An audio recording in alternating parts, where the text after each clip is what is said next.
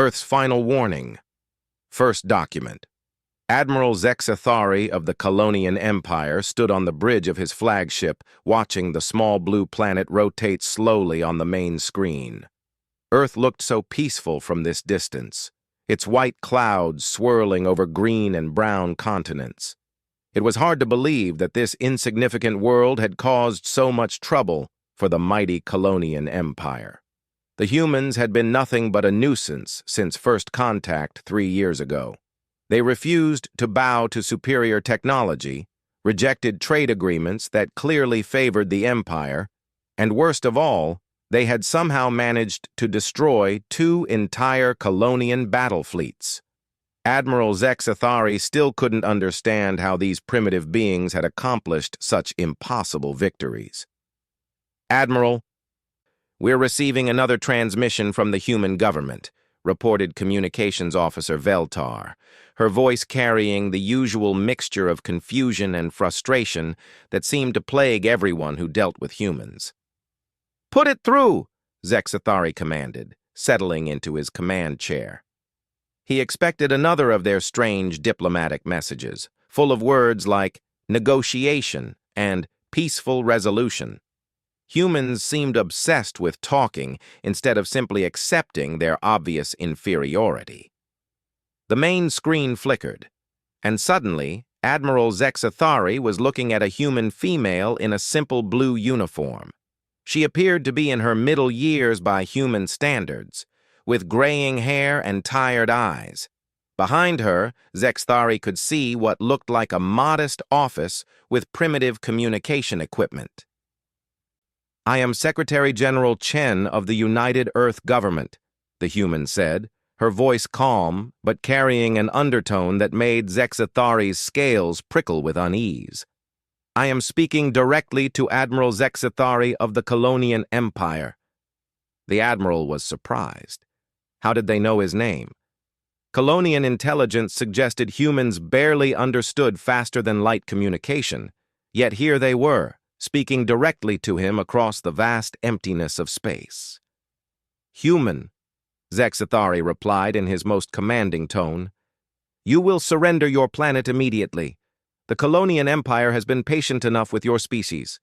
We have offered you the honor of serving as a client race, yet you continue to resist. This is your final opportunity to avoid complete annihilation." Secretary General Chen was quiet for a long moment, and Zexathari noticed something strange in her expression. It wasn't fear, as he expected. It wasn't even anger. Instead, she looked almost sad, disappointed. "Admiral Zexathari," she finally said, "for 3 years humanity has tried to find a peaceful solution to our conflicts. We have offered trade agreements that would benefit both our species. We have proposed cultural exchanges that could lead to mutual understanding. We have even offered to share some of our technological discoveries that might interest your people." Zexathari snorted. "Your primitive technology could never interest the Colonian Empire." "Perhaps," Chen continued as if he hadn't spoken, "but every time we extend our hand in friendship, you respond with threats and violence. Every time we try to negotiate, you send more warships to our solar system. Every time we defeat those warships in self-defense, you send even larger fleets."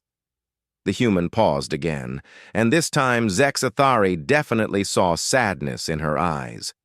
"We had hoped that eventually you would understand that we simply want to be left alone. We don't want your empire. We don't want to conquer your worlds. We just want peace." "Peace is submission," Zexathari roared, his powerful voice echoing through the bridge. "The strong rule, the weak serve. This is the natural order of the universe." "That's where you're wrong, Admiral," Chen said quietly. "That's not our natural order. For humans, the natural order is much different.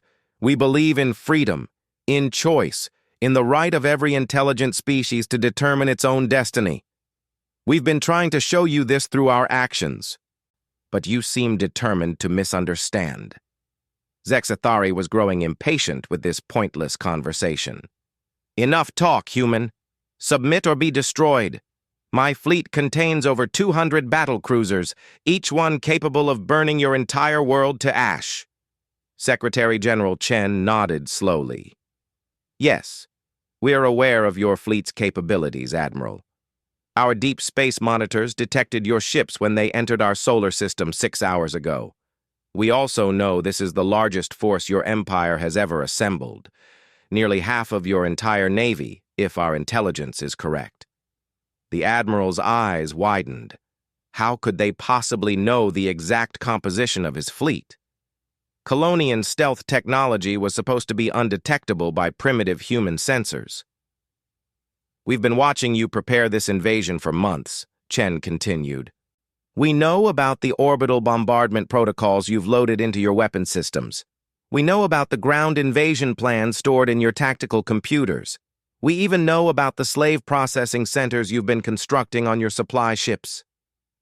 Zexathari felt a chill run down his spine. This level of intelligence gathering was impossible for a species that had only achieved faster-than-light travel a few decades ago. Unless, I'm telling you this, Admiral, not to frighten you, but to make sure you understand that humanity has been fully informed about your intentions. We know exactly what you plan to do to our world and our people. We've known for quite some time. The Secretary General leaned forward slightly, and now Zexathari definitely saw something dangerous flickering in her tired eyes. For 3 years, Admiral, humanity has been very patient with your empire. We've been polite, we've been diplomatic, we've followed every rule of civilized conduct that we know. When your fleets attacked our merchant ships, we filed formal protests through proper channels. When your forces destroyed our research stations, we requested diplomatic conferences. When you began raiding our outer colonies, we offered compensation payments to avoid further bloodshed. Chen paused, and in that moment of silence, Zexathari realized that something fundamental was about to change. But you see, Admiral, all of that patient, diplomatic, civilized behavior, that was us being nice. That was us trying to fit into what we hoped was a civilized galactic community. We've been pretending to be the kind of species that we thought you might respect. The kind that might earn us a place among the stars as equals rather than conquerors. The human woman stood up slowly, and suddenly she seemed much larger and more dangerous than her small frame suggested. But you've made it clear that you don't want civilization. You don't want diplomacy. You don't want peace. You want war, and you want conquest, and you want to turn human beings into slaves. You want to discover what happens when humanity stops being polite. Secretary General Chen looked directly into the camera, and Admiral Zexathari suddenly felt like she was looking into his very soul. So this is our final warning, Admiral. Turn your fleet around and leave our solar system immediately. Go back to your empire and tell them that humanity wishes to be left alone. Tell them that we tried to be reasonable. We tried to be diplomatic, and we tried to be civilized. The transmission began to fade, but Chen's voice came through clearly one last time. Tell them that if they attack us again, humanity will stop pretending to be civilized. The screen went dark, leaving Admiral Zexathari staring at his own reflection in the black surface. Around him, his bridge crew sat in uncomfortable silence. Finally, Communications Officer Veltar spoke up. Admiral, should we proceed with the attack? Zexathari considered the human's words. There had been something in Secretary General Chen's tone, something in her eyes that suggested her warning was more than just empty threats. But he was a Colonian admiral, commander of the largest fleet in the Empire's history. He would not be intimidated by a single human female and her cryptic words. All ships, prepare for orbital bombardment, he commanded. Target their major population centers. We'll show these humans what happens when they defy the Colonian Empire. But even as he gave the orders, Admiral Zexathari couldn't shake the feeling that he was making a terrible mistake. The human's final words echoed in his mind. Humanity will stop pretending to be civilized. What did that mean? What had they been pretending? And more importantly, what were they really? In a few hours, he would have his answer. He just wasn't sure he was going to like it. Earth's final warning, second document. The first sign that something was wrong came exactly 37 minutes after Admiral Zexathari ordered the attack to begin. The Colonian fleet had moved into perfect bombardment formation, their massive ships hanging in space like mechanical vultures preparing to feast on the helpless planet below. Energy readings were nominal, weapon systems were charged, and targeting computers had locked onto every major human city. "Commencing bombardment in 10 seconds, announced Tactical Officer Krivas. "All ships report ready to fire." Admiral Zexathari watched the countdown timer reach 0 and gave the command that would end human civilization forever. "Fire!" 200 Colonian battlecruisers unleashed their fury simultaneously. Streams of plasma energy, antimatter torpedoes, and quantum disruptors erupted from the fleet like the wrath of angry gods. The combined firepower was enough to crack a planet's crust and boil away its atmosphere. No species in the known galaxy had ever survived such an overwhelming assault. The weapons reached Earth in a brilliant display of destruction that should have marked the end of humanity. Instead, something impossible happened. Every single shot simply disappeared. "What?" Zexathari roared, leaping from his command chair. "Tactical report, now!" Krivas was frantically working his controls, his face pale with confusion.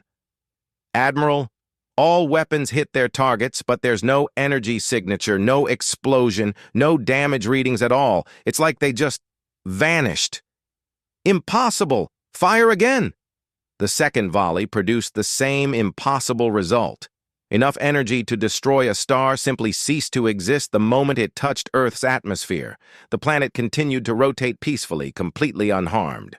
"Admiral," Communications Officer Veltar called out, her voice shaking, "we're receiving another transmission from the humans." This time, the face that appeared on the screen was different. Instead of Secretary General Chen's tired diplomatic features, Admiral Zexathari found himself looking at a human male wearing what appeared to be a military uniform. The man had graying hair, intense blue eyes, and scars that spoke of countless battles. Most unsettling of all, he was smiling.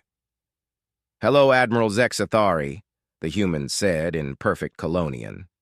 "I am General Morrison, Commander of Earth's Defense Forces. I apologize that Secretary General Chen isn't available to speak with you right now, but she's rather busy coordinating our response to your attack." "How are you blocking our weapons?" Zexathari demanded. "No known technology can simply absorb that much energy."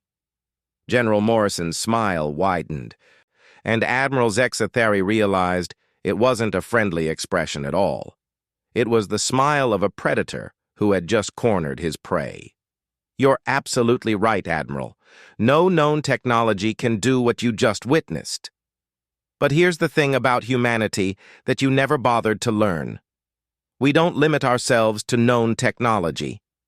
We have a rather annoying habit of making the impossible possible, especially when someone threatens our families." The general stood up and walked closer to the camera. Behind him, Zexathari could see what looked like a massive underground facility filled with equipment that defied every principle of physics he understood. "You see, Admiral, for the past 3 years, while your empire was planning our conquest, humanity was preparing for war. Not the kind of polite, civilized war that you're familiar with, but real war. Human war. The kind of warfare that turned a species of tree-dwelling mammals into the apex predators of a death world." Morrison gestured to something off-screen, and suddenly the display split to show images from across the Colonian fleet. Zexathari watched in growing horror as every single ship in his armada began reporting the same impossible phenomenon. Their weapons were offline, their shields were failing, and their engines were shutting down one by one. "How?" Zexathari whispered. "Nanomachines," Morrison replied casually. invisible, self-replicating, and designed specifically to dismantle Colonian technology. We've been seeding them throughout your ship systems for months.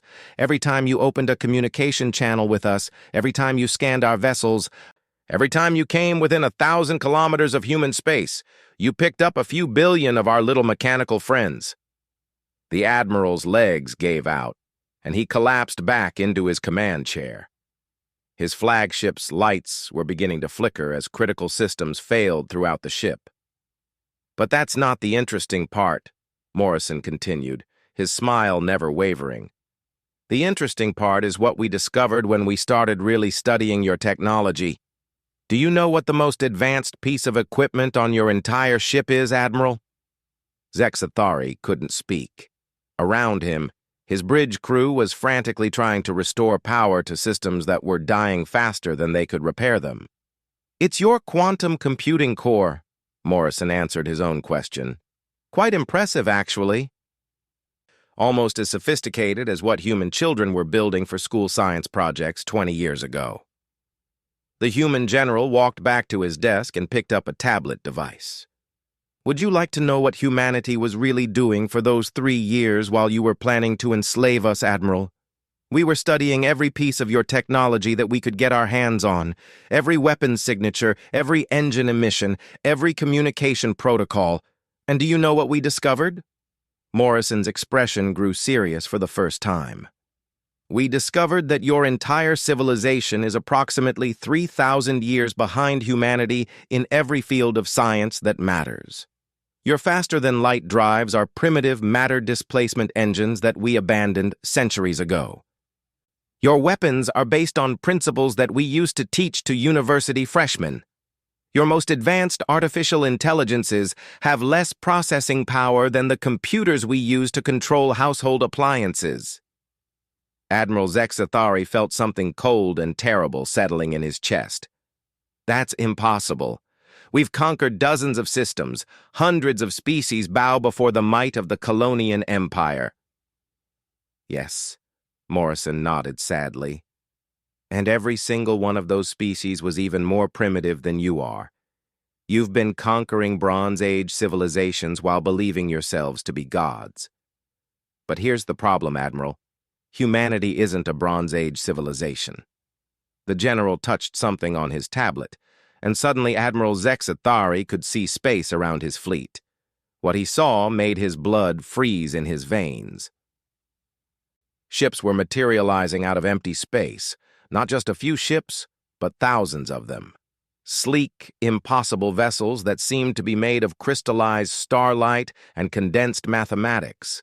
They moved without engines, turned without thrusters, and radiated power signatures that made his sensors simply shut down rather than try to process the readings. How long have those been there? Zexathari managed to whisper. Since before your fleet left Colonian space, Morrison replied. We've been watching you the entire time, Admiral. Every move you made, every order you gave, every plan you developed, we knew about it before your own officers did. Did you really think we would let you bring the largest military force in your empire's history to our doorstep without being prepared? One of the human ships moved closer to Admiral Zexathari's flagship. As it approached, he could see that it wasn't following any of the physical laws that govern spaceflight. It simply existed wherever it wanted to exist, as if space itself was bending around it rather than the ship moving through space. Admiral, Morrison said gently, I want you to understand something very important. Everything you've seen so far, everything that's happening to your fleet right now, this is still us being civilized. This is still us showing restraint. We haven't hurt a single member of your crew. We haven't destroyed any of your ships. We've simply taken away your ability to hurt us. The human general leaned forward, and his blue eyes seemed to pierce through the screen directly into Admiral Zexathari's soul. Secretary General Chen gave you a chance to leave peacefully. She tried to explain that humanity didn't want to fight. She warned you what would happen if you forced us to stop being polite. You chose to attack anyway. Morrison stood up and straightened his uniform. So now, Admiral, You're going to discover what happens when humanity stops pretending to be a normal spacefaring civilization and shows you what we really are. The transmission ended, leaving Admiral Zexathari alone with the impossible sight of his mighty fleet, the pride of the Colonian Empire, floating helplessly in space while surrounded by ships that shouldn't exist. Crewed by beings who had just revealed themselves to be something far beyond his worst nightmares. And this was still them being civilized. Earth's final warning. Third document, Admiral Zexathari had commanded fleets across 100 star systems. He had witnessed the birth and death of civilizations. He had seen planets crack under orbital bombardment and watched entire species bow before Colonian might. But nothing in his long military career had prepared him for what happened next. The human ships moved, not forward, not backward, not in any direction that made sense according to the laws of physics that governed the universe. They simply moved through space as if space was merely a suggestion rather than an absolute rule. One moment they were scattered across the battlefield in a loose formation, and the next, they were everywhere at once. "Admiral!" Tactical Officer Krivas called out, his voice barely above a whisper. "They're inside our formation. They're inside our ships." Admiral Zexathari looked at his tactical display and saw something that his mind refused to process. Human vessels were occupying the same space as Colonian ships. Not docked, not attached, but literally existing in the same physical location as his battle cruisers. It was as if the humans had simply decided that the laws of physics were more like guidelines. "Sir," Communications Officer Veltar announced, "we're receiving individual transmissions on every ship in the fleet. Every captain is reporting the same thing. The humans want to speak with all of us." Before Admiral Zexathari could respond, the main screen flickered to life again. This time, instead of General Morrison's scarred face, he found himself looking at a human female who appeared to be quite young by their species standards. She had dark skin, bright eyes, and wore a simple uniform with no visible rank insignia. What disturbed Admiral Zexathari most was her expression. She looked genuinely sorry about what was happening. "Admiral Zexathari," she said, her voice carrying an odd mixture of respect and pity. "My name is Dr. Sarah Kim. I'm the Director of Xenological Studies for the Human Defense Corps. Before we proceed, I want you to know that none of us wanted this situation to develop." "What do you want?" Zexathari demanded, trying to project authority even as his flagship groaned around him under the influence of forces he couldn't understand. "To show you the truth," Dr. Kim replied simply. "You see, Admiral, your entire understanding of humanity is based on a fundamental misconception. You think we're just another spacefaring species that happened to develop faster than light travel a few decades ago. You think we're primitives who got lucky with a few technological discoveries." She paused and touched something on her console. Suddenly, Admiral Zexathari found himself looking not at the bridge of a human ship, but at a vast chamber filled with machinery that hurt his eyes to look at directly.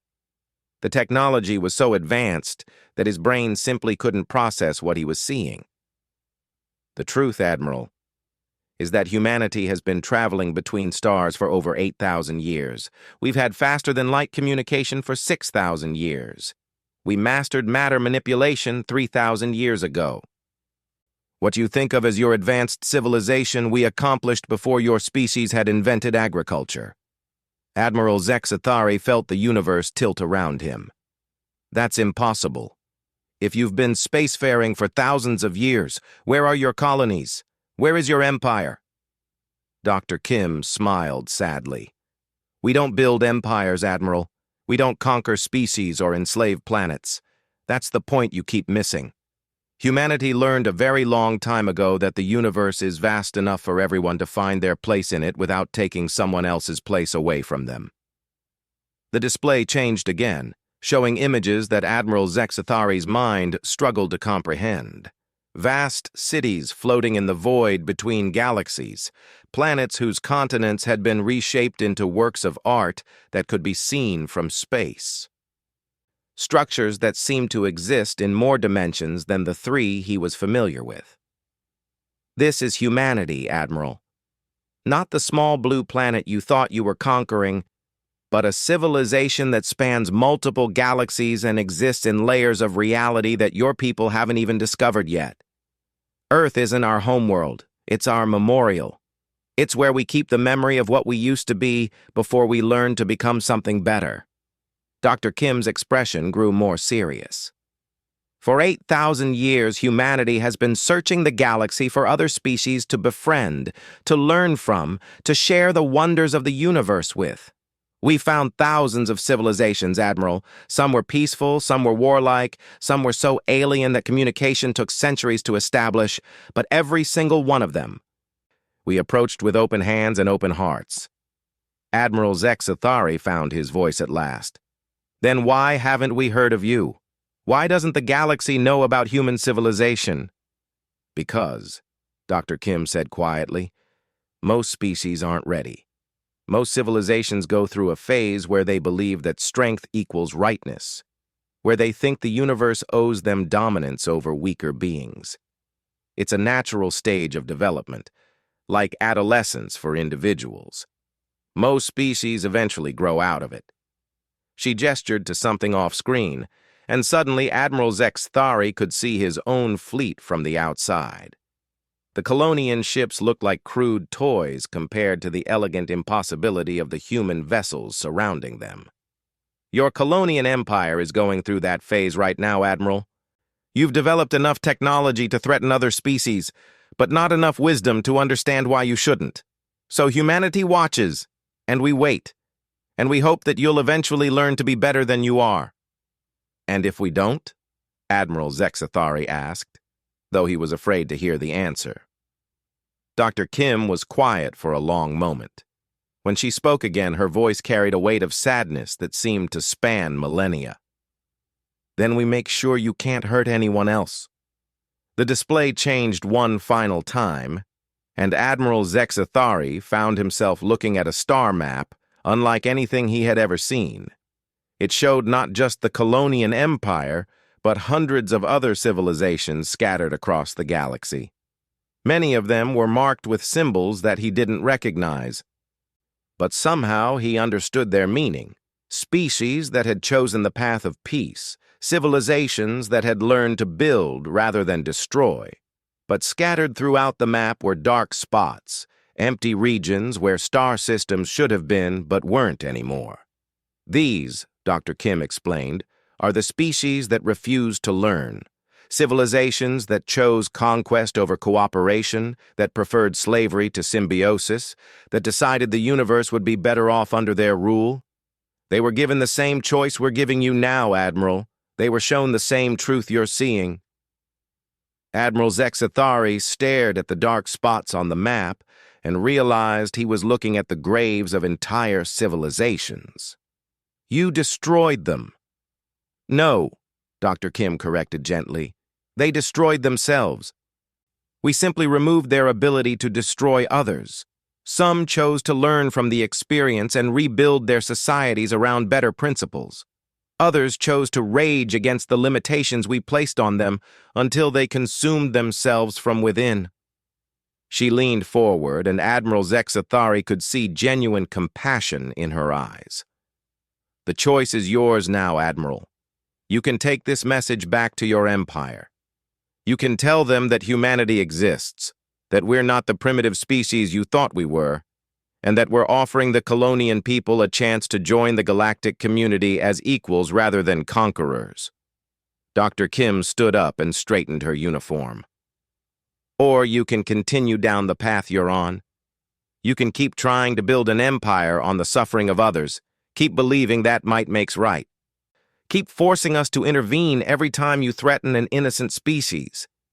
The human woman walked closer to the camera, and for a moment Admiral Zexathari felt like she could see directly into his soul.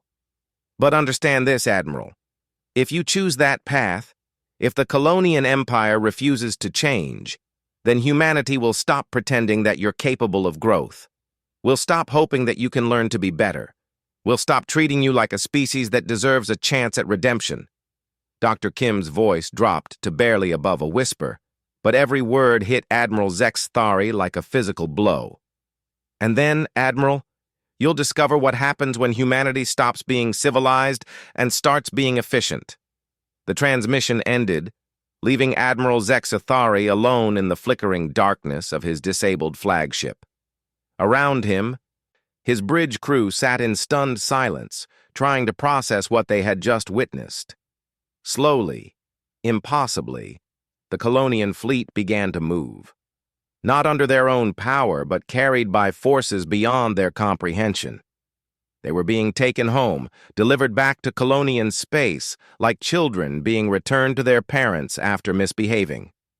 Admiral Zexthari knew that when he reached the Colonian homeworld, he would have to make the most important report of his career. He would have to stand before the Emperor and the High Command and explain that the mighty Colonian Empire was nothing more than an insect compared to the vast, benevolent, terrifyingly patient civilization that was humanity. He would have to tell them that Earth's final warning was also their last chance for salvation. And he would have to hope that his people were wise enough to listen. Because if they weren't, if the Colonian Empire chose to continue its path of conquest and domination, then Admiral Zexthari had seen enough to know that humanity would keep their promise. They would stop pretending to be civilized, and the universe would never be the same.